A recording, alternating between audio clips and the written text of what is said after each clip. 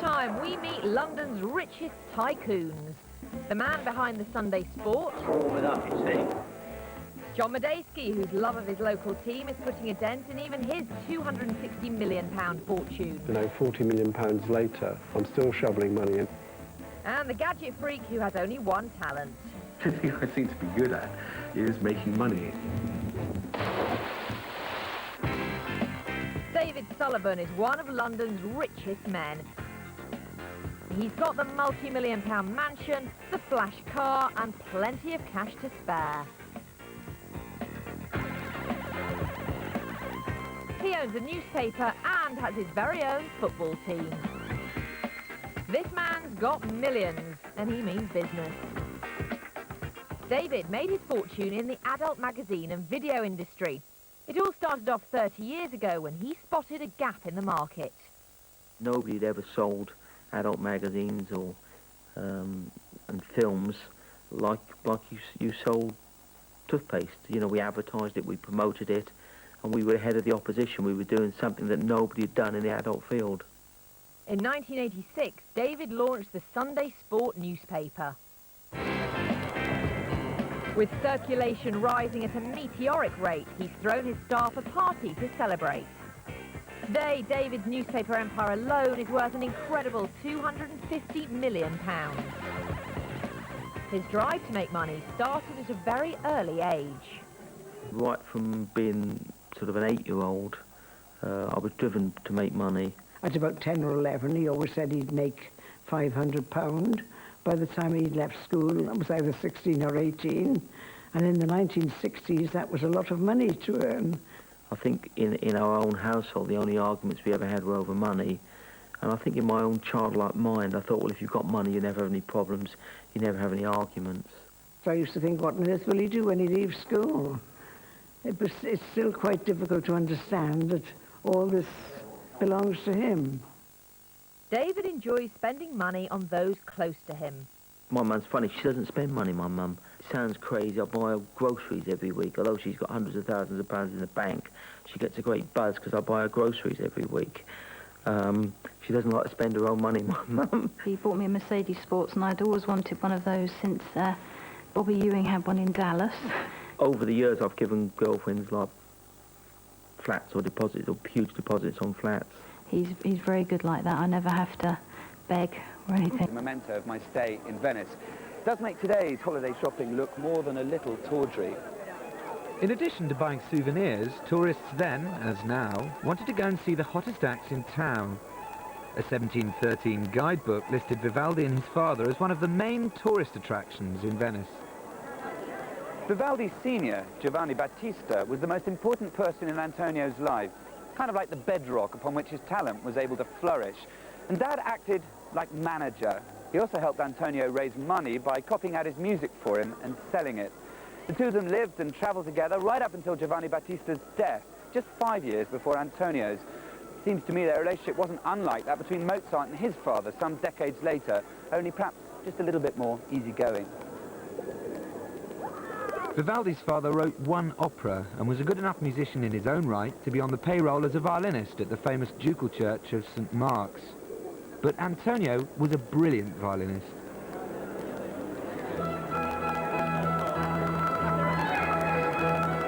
As a result, he composed music that makes big demands of the violin soloist. Cleo and I met at the Café Florian in St. Mark's Square to talk about Vivaldi from a performer's point of view.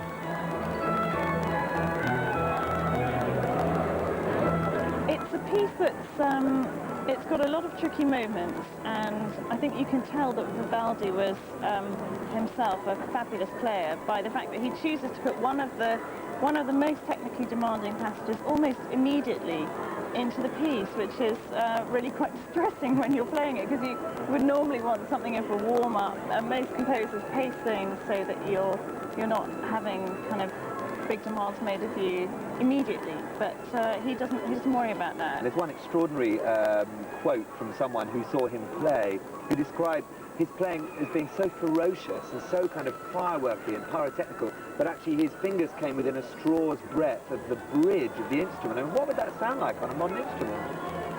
I've tried that.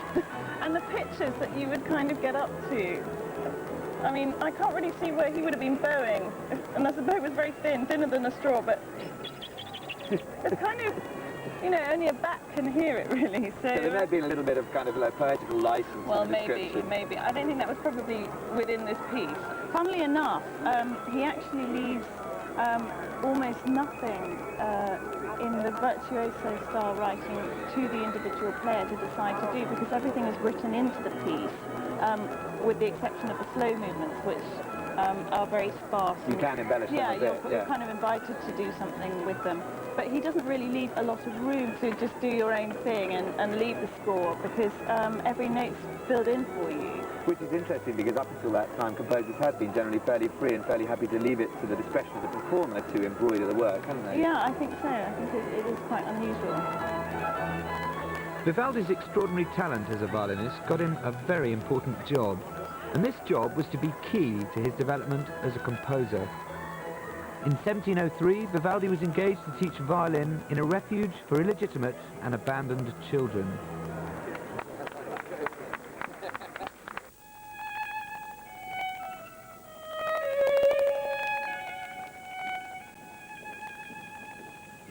Unwanted babies in Venice were frequently abandoned and sometimes even thrown into the canals. Eventually, 4 hospitals were set up to look after these children.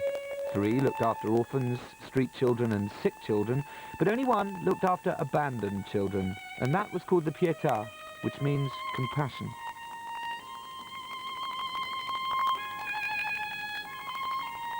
The babies were put through a hole in the wall known as the scaffetta.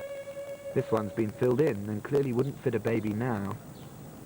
But above it, there's a very stern warning which says, the Lord God curses and excommunicates all those who send or permit to be sent their sons and daughters, whether legitimate or natural, to this hospital of the Pietà when they have the means and the ability to raise them themselves. And it's signed by no less a representative of God on earth than Pope Paul III himself.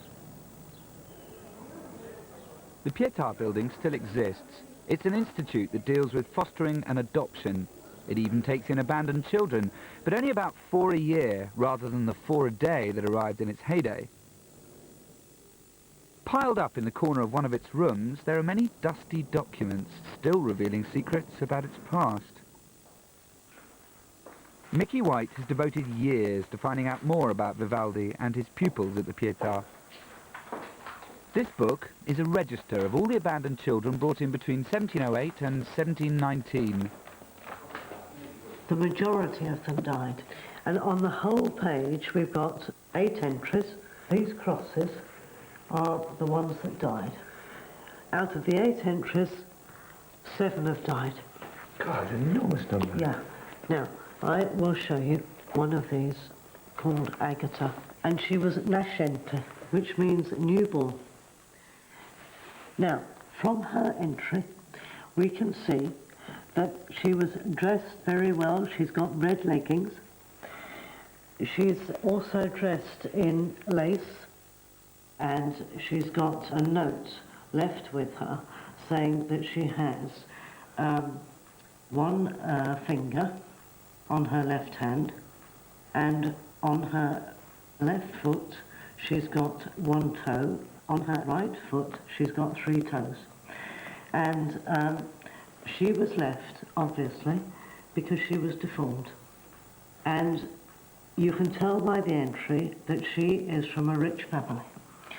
And also given what she was wearing. Exactly, that's right. Now, we come to another one, Marina, and you can see the difference in the entry.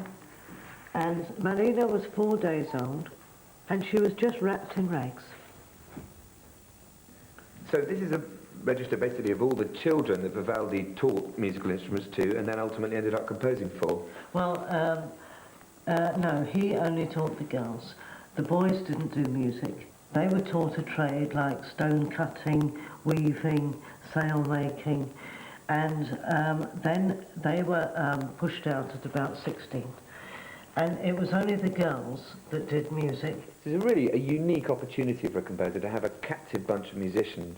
It was incredible because he had all these girls at his disposal that could play any instrument and sing. So the Pieta are ordering or asking for new works from him all the time. Oh, absolutely. When he was Maestro dei Concerti, he had to write 2 concertos a month. But Vivaldi wrote 2 concertos a week. The concerts given by Vivaldi's girls became famous throughout Europe. Tourists flocked to hear them. And this is where they were mostly performed, the Pietà Church.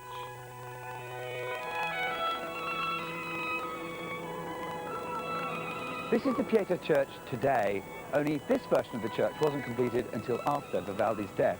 But I can show you the exact spot where his concerts would have taken place. The original entrance to the church was right there, in what is now the Hotel Metropole. Although he was a great violinist, the fact that Vivaldi was a priest was key to him getting the job at the Pietà. It was a bit risky putting a man in with all the young women, but a priest, of course, was completely trustworthy. In my view, Vivaldi's music is full of subtext, and it's kind of easy to see why. Just imagine being a 26-year-old priest surrounded by scores of young women, many of them very talented. You could get quite hot under the collar thinking about this. And certainly for those watching the concerts, it was an almost erotic experience. These female musicians were hidden tantalizingly behind grilles, somewhere round about here, affording the audience an excellent opportunity to fantasize about whether they were as beautiful as their music.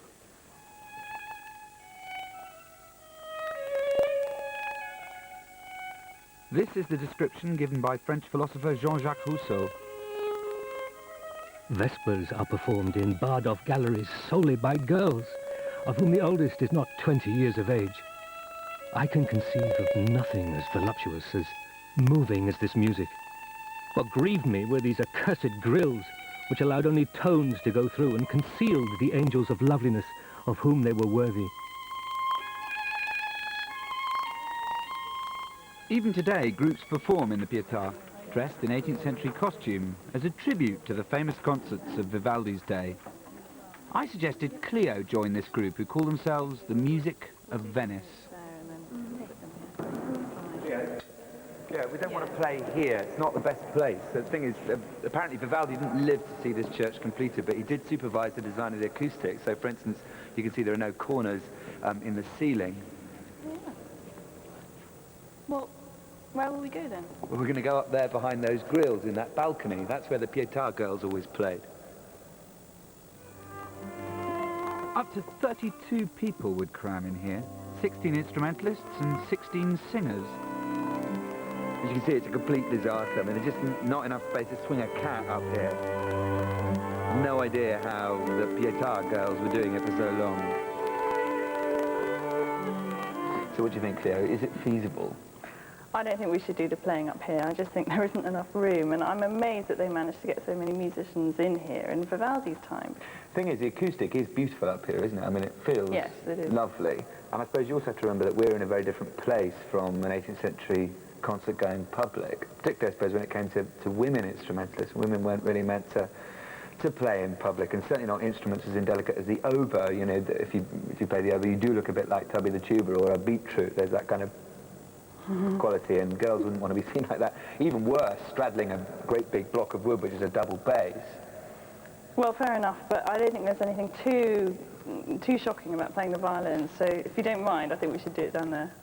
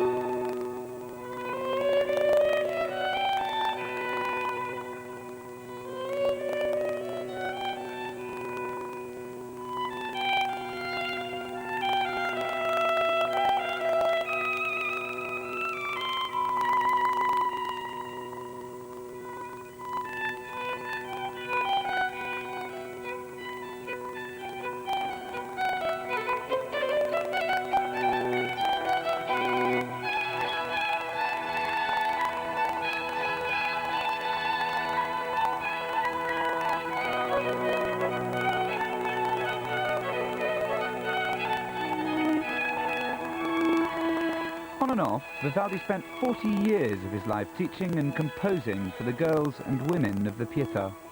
But if they were half as beautiful as Rousseau imagined them to be, how did Vivaldi manage to resist them? Probably rather easily.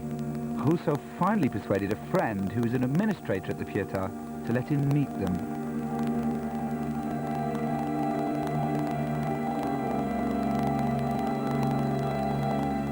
He introduced me to one after another of those famous singers whose voices and names were known to me.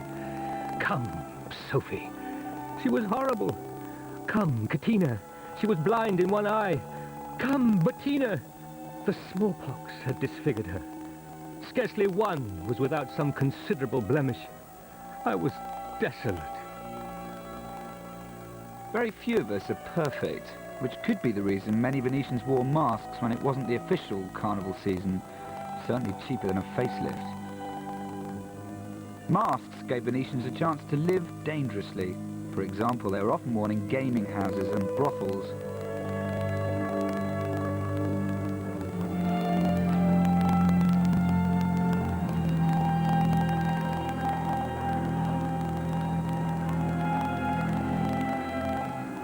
I could be worried that my association with Cleo might be misinterpreted, but not if we're both wearing masks. Cleo wanted to find out whether the real Vivaldi is at all like the man she thinks she knows through playing his music.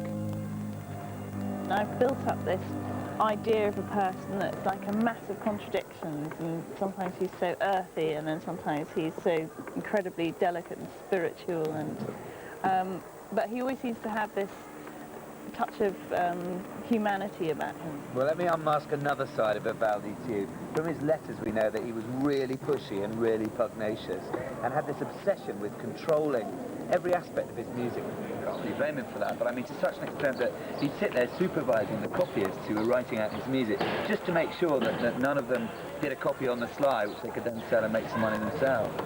Perhaps I wouldn't have pinned him down as a control freak. Well, you know, he had to be in a way, because he obviously liked material pleasure. He lived a very nice life. I mean, look, here's his house coming up here. Can you imagine?